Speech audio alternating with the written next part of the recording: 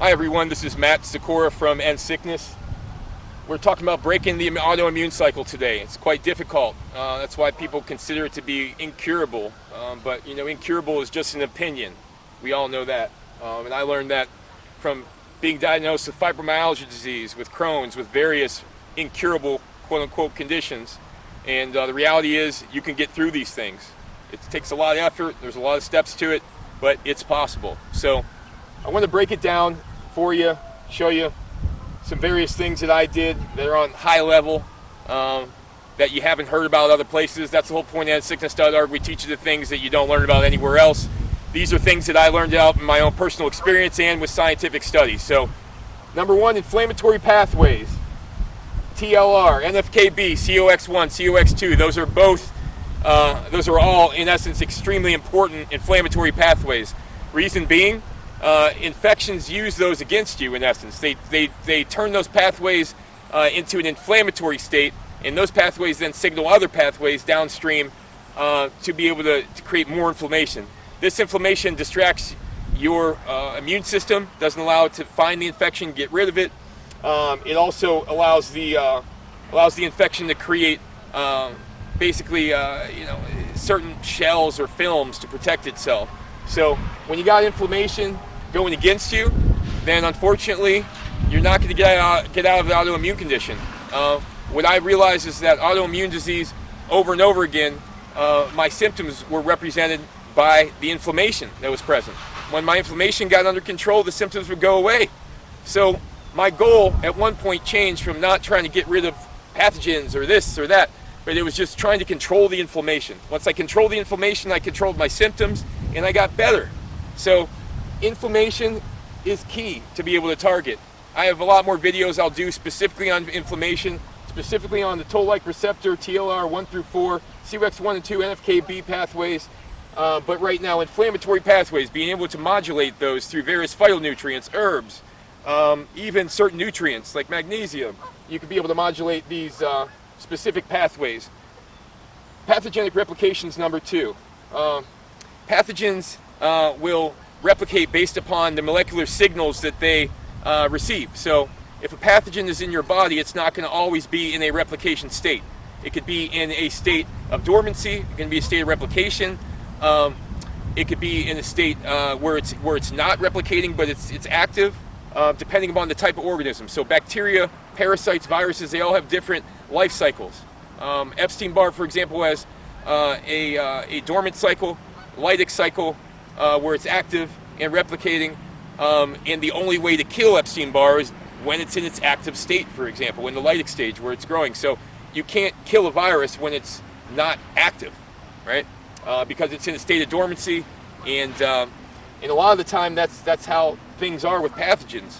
With bacteria, you have biofilms that they'll create. The biofilm will stop the medicine from basically getting to wherever it needs to kill these organisms.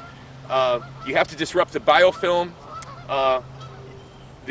production process. You could do that by using biofilm disruptors, which stop the ability for them to produce biofilm, or you could use biofilm degraders that break down the biofilm. In my experience, biofilm disruptors are the best, and those are typically phytonutrients like apigenin, resveratrol, chrysin, luteolin, where are the other ones?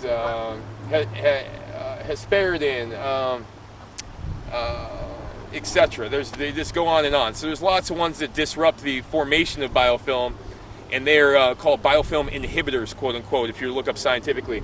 So you have to be able to stop the pathogen from being able to be in a dormant state or a protected state. Otherwise, you have no choice, or you have no chance, to be able to actually kill it or reduce its cell number or population number. So you have to first disrupt its ability to protect itself. In bacteria, it's a biofilm. Virus is typically a protein that's a protein film or shell per se. And parasites, typically it's in cyst or with certain lipophilic or fat, using that as a protective mechanism in essence. So you have to be able to remove the protective mechanism to be able to get to the pathogen. You also have to control the inflammatory pathways like I talked about here, TLR and NFKB. Those are the two. TLR and NFKB are the two most important for pathogens. When those things are going against you, then they're being told, hey guys, come out and party, replicate. you're going to be safe. If the NF-κB or the TLR, toll-like receptor pathway in your gut, or the NF-κB pathway going from brain to stomach are disrupted and going against you, then they're in their replication stage in essence in most cases, or they are in a process called chemotaxis, where they basically will quickly expand to different parts of your body to try to create little pockets. And they'll enter the blood quickly to try to go to another place and create another pocket through a process called chemotaxis. So you got to disrupt the pathogen replication if you want to be able to be successful with it, like these ducks are disrupting me right now during this video. So number 3, modulating gene expression. You got to modulate gene expression to be able to have a chance to, in essence, get your body to detoxify certain things, to be able to recover immune-wise. Certain genes are very important. FOXP3, very important gene and transcription factor, responsible for controlling the regulatory T cells. Regulatory T cells are key for keeping the autoimmune reaction stable. They typically are low in people who have autoimmune disease. So FOXP3 is a transcription factor. There's another one that controls glutathione, it's NRF2. That's also another transcription factor. It's key for getting the various detoxification chemicals to be created internally. So you can remove chemicals and you can remove the byproducts of these pathogens and these and metals and everything else that's causing issues. So by approaching it, by targeting these genes specifically, or these transcription factors, you have the capability to modify your genetic presence, your genetic capabilities internally, and then internally upregulate your glutathione, internally upregulate your immune function, internally alter the regulatory T cell population.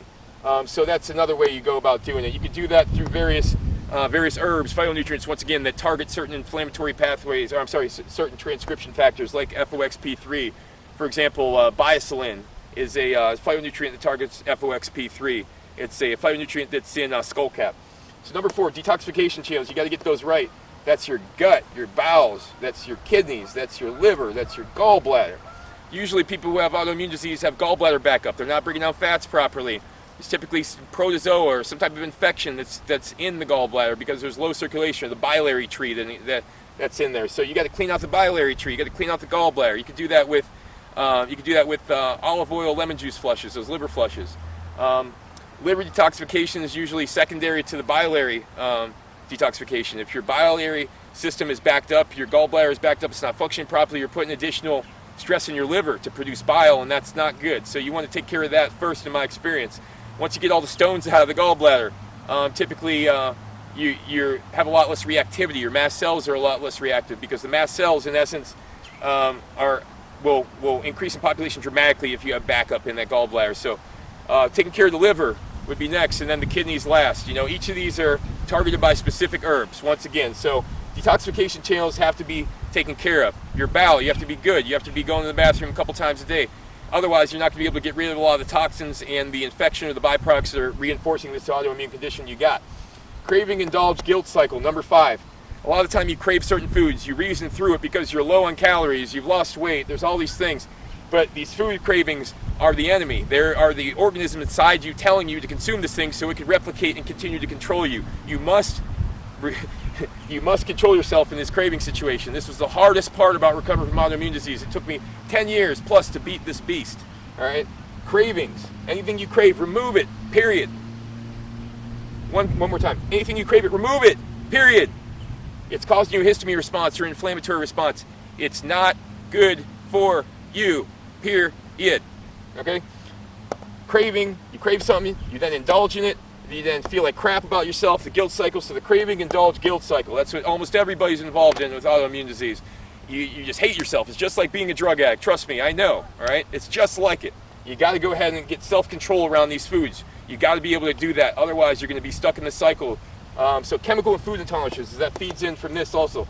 Your chemical or your food intolerances typically are going to be tied into your cravings. If you have chemicals in your food, preservatives, things that are making you feel uppy, that making you, if you calm down, whatever it is, all these foods are designed to alter your neurocognitive state. They're designed to be addictive. They're tested in labs. That's the point of these foods, to alter your emotional state. So anything that has a chemical in it, I'm talking about any food chemical, it's a preservative at all All right, that has the potential of becoming an intolerance if it hasn't already. All right, so food intolerances can be identified easily. I did a whole other video on histamine triggers, how to identify that in your diet. If you want to refer to that, you can get more information there. But food intolerances, from my experience, the best thing is a low histamine diet. People typically consume high histamine, high oxalate foods when they're in an autoimmune situation, and they have a certain affinity or emotional craving or attachment to them. You must remove them, otherwise you'll be stuck in this cycle. Key points. Autoimmune disease is very difficult to get out of that situation, but you must realize a lot of it's self-inflicted, okay? The things that helped me the most were not the things I added, it was the things I removed.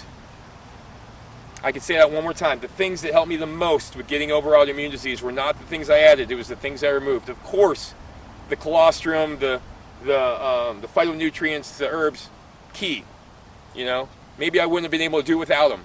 I know that for a fact, but to get to that next level, it's all about identifying the things that are going on in your body that are not good, and being able to see what externally or what you're consuming and how that's affecting how you feel physically. All these things are key, all of them.